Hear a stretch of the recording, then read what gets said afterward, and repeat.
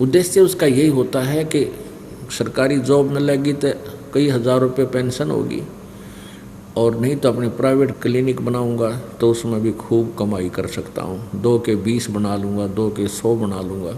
ये उद्देश्य होता है। ऐसे ही बच्चे पढ़ते हैं कोई किसी भी उस उद्देश्य से, ठीक है, जहाँ उनका दाव नहीं लगता, वो पोस्ट कुछ ऐसी हैं तो वो तो अपने आप सौभाग्य है उनका कि जो जहाँ उन 2 नंबर का काम करने का चांस नहीं, अन्यथा सभी की यही टेंडेंसी बन गई वर्तमान में कि रिश्वत को उन्होंने अपना एक अंग बना लिया। और पहले क्या था कि रिश्वत को विष मानते थे, और विष है भी, लेकिन अनजानपने में इस विष को अब खाना प्रारंभ कर दिया, जिससे किसी के घर में शांति नहीं, किसी के भी घर में।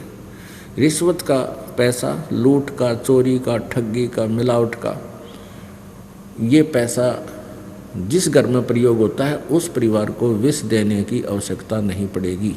एक समय ऐसी स्थिति उस परिवार की आ जाएगी। तो इस तत्व ज्ञान से, सत्संग से हमें पता चलता है कि कौन से कर्म करने चाहिए, कौन से ना करने चाहिए।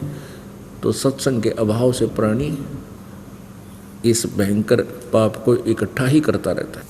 सौभाग्य है उन पुण्य आत्माओं का जिनको सत्संग मिलता है, और सत्संग संत से होता है।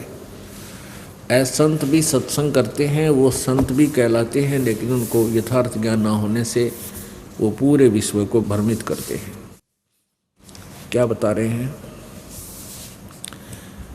गरीब धन जननी धन भूमि धन, धन नगरी धन देश, धन करणी कुल धन कुल धन, जहाँ साधु परवेश। आदरणीय गरीबदास साहिब जी, परमेश्वर कबीर जी यानी परम अक्षर ब्रह्म का साक्षात्कार करने के उपरांत ये वही ज्ञान बोल रहे हैं जो परमात्मा ने उनके अंतःकरण में फीड कर दिया।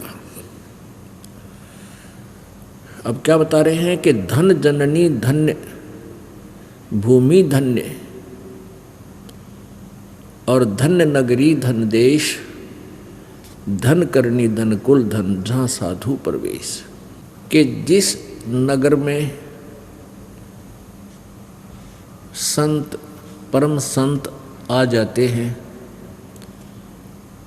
तो वहाँ की पुण्य आत्माओं के कहते धन्य है उनके माता पिता जिनसे जन्म हुआ।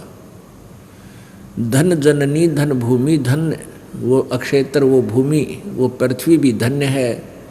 और धन नगरी धन देश, धन वो नगरी और धन्य है वो देश। जैसे भारतवर्ष में परमात्मा कबीर जी स्वयं आए